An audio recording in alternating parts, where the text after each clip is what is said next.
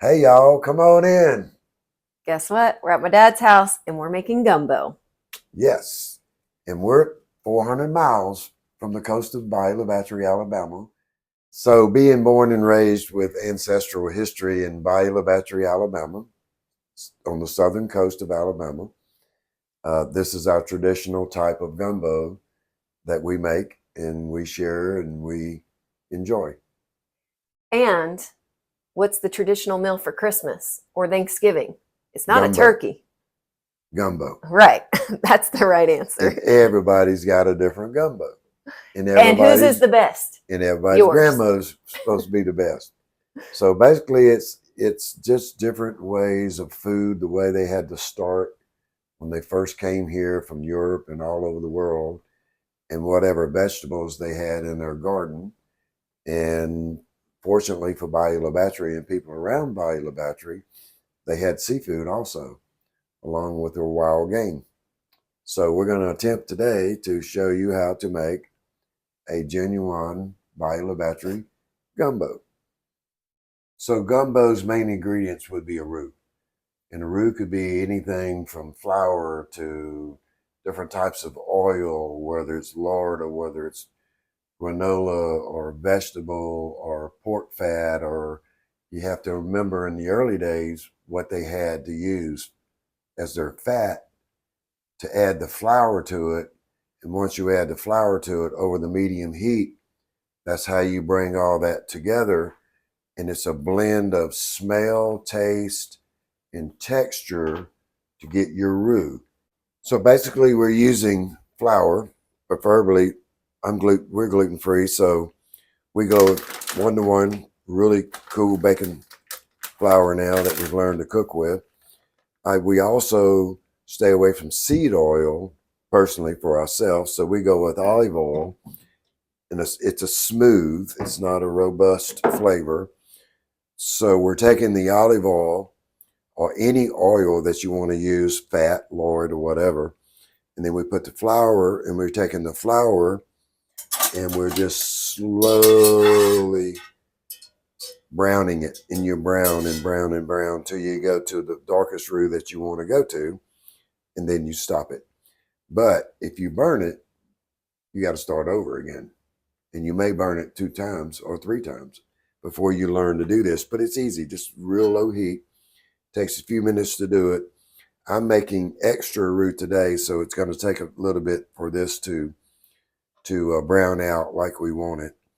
But basically it's 1 cup oil, 1 cup flour, stir and stir and stir, and you better get you a chair and sit on or something, because you're going to sit there and you're just going to do this probably for 30 minutes to make it turn to life. Preferably, I like to shift my flour even more than it comes out of a bag. So I've used this. I can use that. Today I'm going to be using this because I'm shifting a lot of flour. All we're doing is,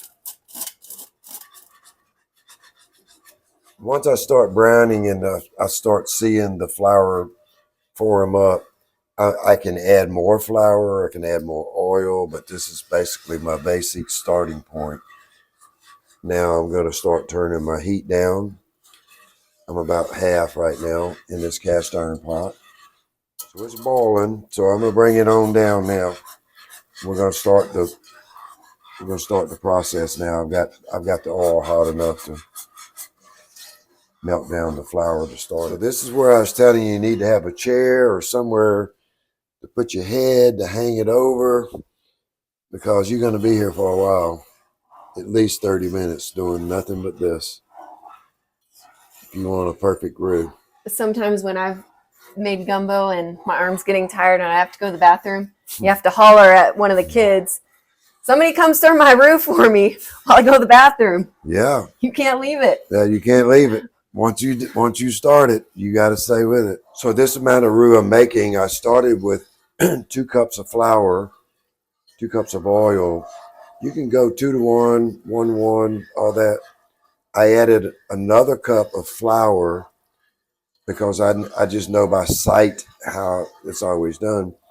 But this much roux, once we add all the ingredients, will fill this pot here. So for the quantity for this gumbo, we have about 5 or 6 bell pepper, a head of celery, 5 or 6 sweet onion, about 8 onions.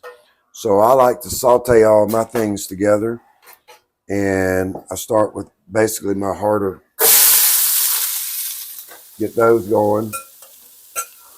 And then I come right back behind it. I do my celery, I do my onions.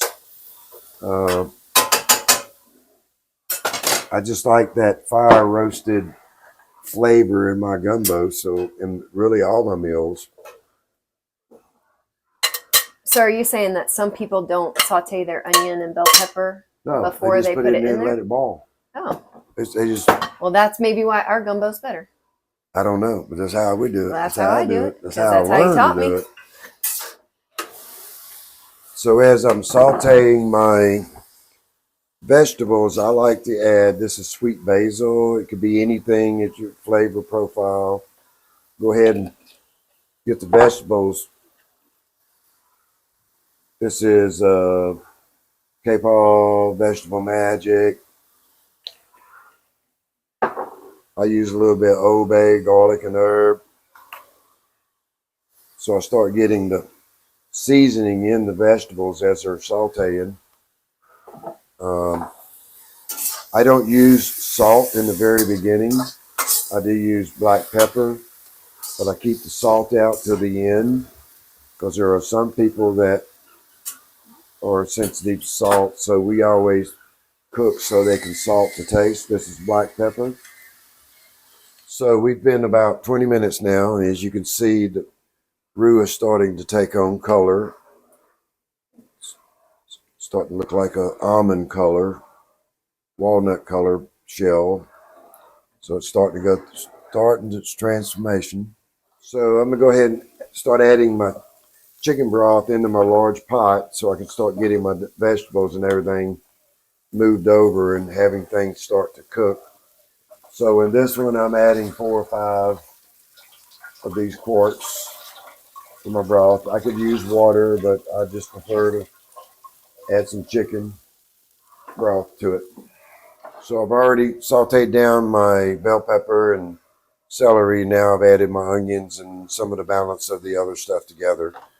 We're just going to saute that down. So now we're going to go ahead and start adding our sauteed vegetables into our stock. So now we've gone through another change.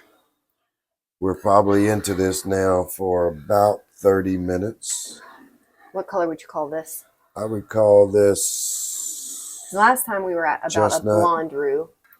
Yeah. But you can start smelling it. What's it smell like?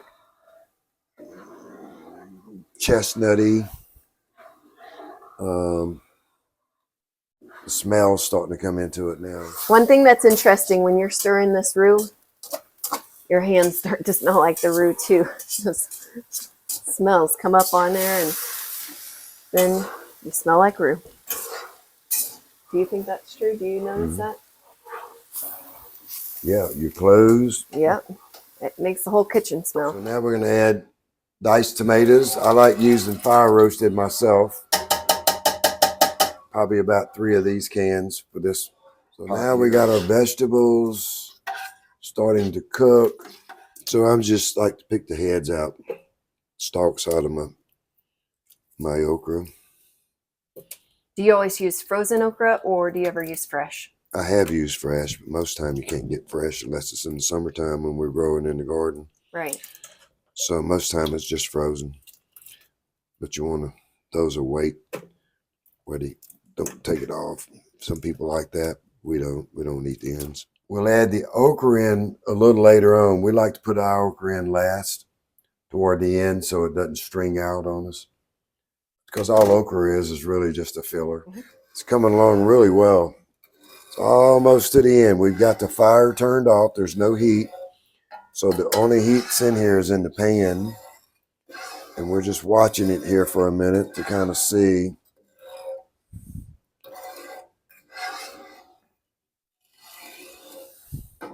It's definitely not burnt. So now we're going to put some bay leaves. So it was interesting, when you just put in the bay leaves, you broke them up. But Mom used to put bay leaves in food and she did not break them up. And she always used to say, and I've talked about this before, whoever got the bay leaf in their bowl was the winner. And that was really lucky. Right. Did y'all talk about, was that a thing in your Well, family we were growing so up? poor that we all had to get a little taste of it. So that's why we break everything up and You break broke the everything bay down. leaf So we up? think the roux is ready now. We're going to add it into our stock of vegetables.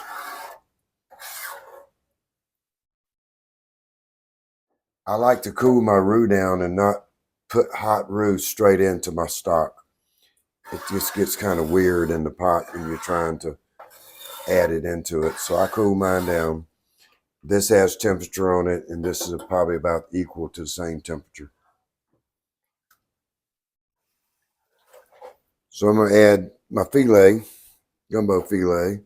Filet is a sassafras root or leaf that's predominantly found on the coast around Biloxi, Gulfport, in that area. There's always been a fight and a debate about whether you put filet in it or not put it in it. Preferably myself, I like the sassafras, that rooty flavor that the filet gives it. So now we're just going to sit here and let this cook for a little bit. And then we'll add our shrimp and okra a little bit later, and crab. We've just added our cut frozen okra that was thawed out. Now it'll start thickening everything up. So this is shrimp from Bayou La Batre, Alabama, down Dauphin Island, South Alabama. Anyway, we got them a couple weeks ago. They were fresh off the boat that morning. We took them back, heads out, froze them up, brought them up back up to Atlanta. But growing up around the community where there was not a lot of money at all times to buy food, so everybody thought they would get left out of gumbo if they didn't get a bite of shrimp. So what we've done over the years is this is about a 3640. So we put it down and I just stirred it up. Look at all that. Now, a lot of people are going to get lots of bites unless you go get a real small peel shrimp. So you just like that. Now, everybody gets the prize because that's what everybody's looking for, the prize. They're looking for that shrimp. Where's that shrimp? I didn't get no shrimp that time. So you didn't go back and visit them for a while. So now it's time for the secret sauce, shrimp and crab. So we've been simmering it for about an hour. Now we're going to add our shrimp and crab to it. Why do you add the shrimp and crab in at the very end? Well, it just saves it from overcooking the shrimp. We're just stirring it all up. That's all the ingredients. The shrimp, crab meat, vegetables.